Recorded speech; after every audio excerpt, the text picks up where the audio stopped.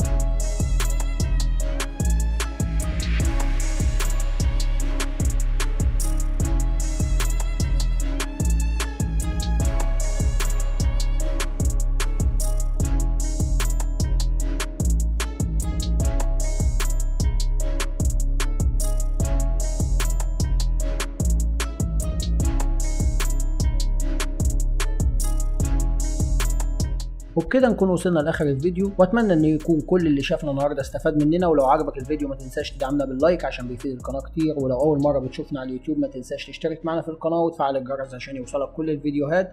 ولو محتاج اي حاجه ما تنساش تكتب لي في التعليقات. كان معاكم اخوكم وليد زايد، سلام.